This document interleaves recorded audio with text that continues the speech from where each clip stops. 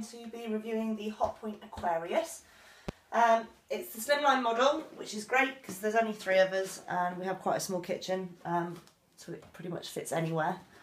Okay, so when you first get it, you need to add salt, which is really simple. Comes with a little funnel and you can just pour it straight in.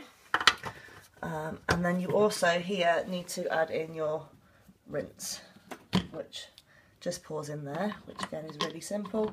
And then that screws back on. I'll take you around the inside of the washer. So it comes with a cutlery rack, which is really clever because of all the grooves. It can slide anywhere across the bottom of the tray, so it makes it really easy if you're trying to cram as much in as possible. The rest is just pretty standard. You can fit, I think, 11 place settings in. We generally find that with 3 of us, it goes on maybe once a day. The top rack's a little bit different. It's got these bits at the top so that you can put sharp knives, small glasses, small trays. These unclip.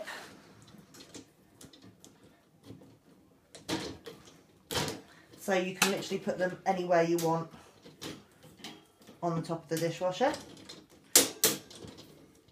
They also come with little grooves so that you can put them at a slight angle. So if you want to put wine glasses in, it makes it easier to put them in between the grooves to stop them falling over. It's also got a function so that you can move it down. So if you find that you've got taller wine glasses or pint glasses that don't quite fit in, you can just move it down onto the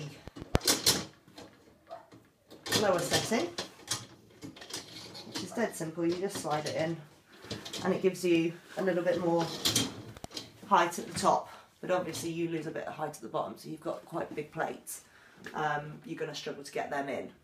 We'll go through the functions of the dishwasher. So you've got 7 different functions. Eco, which obviously uses the least amount of water, I think that's 10 litres for a full cycle. You've got intensive, which is great, it's 14 litres, so it's a bit more water, but if you've got some kind of pasta bake dishes or oven trays that you want to give a clean, then they come out amazingly. Normal, which is just general wear and tear, coffee mugs after your dinner, that uses 13.5 litres, so it does use kind of quite a lot more water than, say, your Express or your Eco. Obviously your fast, it takes about 25 minutes, it doesn't dry them, but to be honest, your plates get that hot in there, by the time you've opened the door, they steam dry anyway, so that's not been an issue for me at all. Delicate, so if you've got a lot of wine glasses, that kind of thing.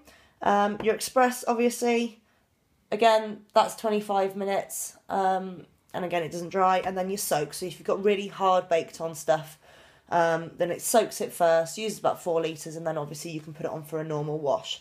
It's dead simple to change what setting you want it on, it just turns. You've got a half load button, so obviously if you haven't quite got a full load, it uses less water.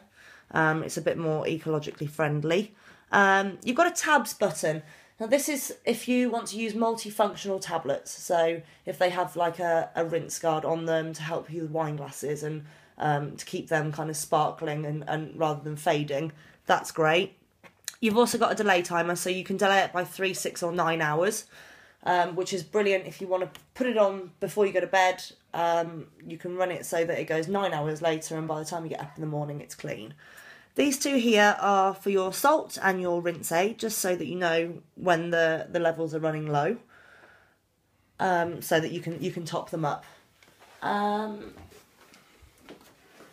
The only downside that I found really is that my wine glasses are quite tall, and even when I've got them on the lower kind of level for the setting, they still don't fit.